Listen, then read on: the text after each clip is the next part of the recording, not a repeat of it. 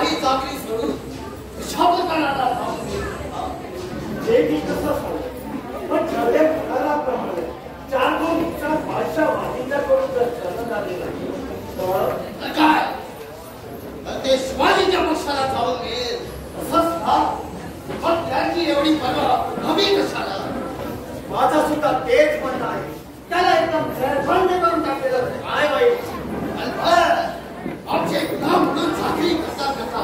आमच्या सुरावर हातू मारणारा या माती पुरुष शैतानाला दुनियेतून हिस्सा केला पाहिजे खान साहेब इथं तुमच्या आमच्या मताला किंमत नसतो बादशाह वाजिंद्याचा वंचितच झाला आहे शिवाय पालकाकडे आपण रक्षण केल्याप्रमाणे बादशाही शिकामोर्तब झालेली सनद त्यांच्या स्वाधीन करेपर्यंत त्यांचा मार्ग चुकायला असेल तर बादशाहीच्या हितासाठी आपली कामगिरी आम्हाला पार पाडावी लागेल राजाजी नाही